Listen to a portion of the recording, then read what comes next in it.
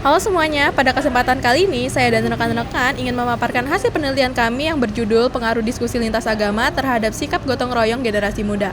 Data kami diperoleh melalui wawancara dengan Mas Redi Saputro selaku Ketua Peace Leader Indonesia, sebuah komunitas anak muda lintas iman yang berfokus pada perdamaian dan keadilan gender. Penelitian ini bertujuan melihat bagaimana diskusi lintas agama dapat membentuk sikap kerjasama dan semangat gotong royong pada generasi muda, sekaligus menjadi panduan bagi kelompok diskusi lintas iman serta membantu mengurangi pola pikir negatif terkait perbedaan agama dalam kehidupan bermasyarakat.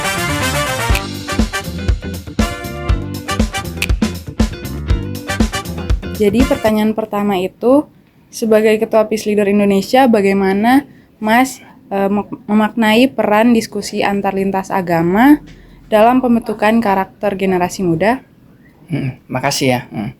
Kalau menurut saya diskusi lintas agama itu satu, memberikan ruang-ruang pengetahuan bagi anak-anak muda yang dari teori bisa, maksudnya teori-teori yang sudah ada itu bisa.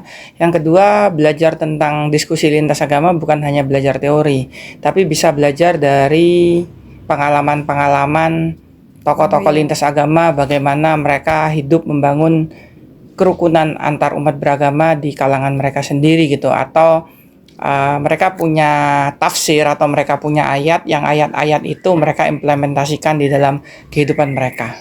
Gitu ya.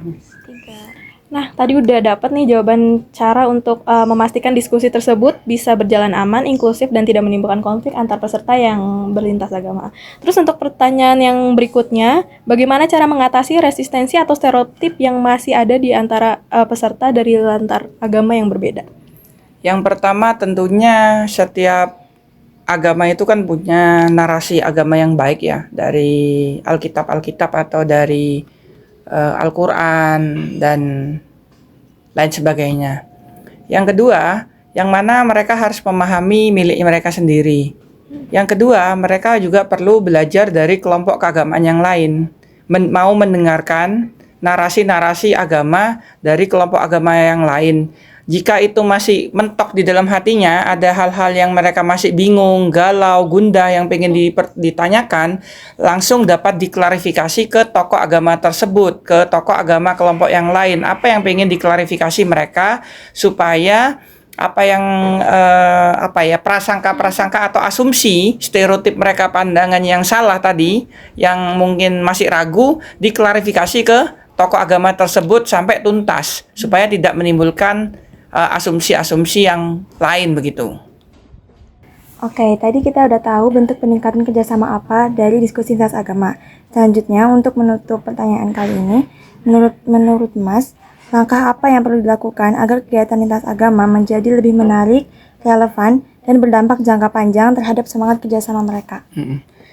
Kegiatan lintas agama biar menarik adalah mengikuti dinamika saat ini, dinamika digital. Kalau mau dinamika digital, kita misalnya meningkatkan hubungan lintas agama di era digital kan bisa menggunakan sarana-sarana diskusi online, bisa Zoom meeting atau YouTube dan sebagainya. Kita bisa menggunakan itu. Yang kedua, sarananya tetap bisa menggunakan sarana-sarana budaya.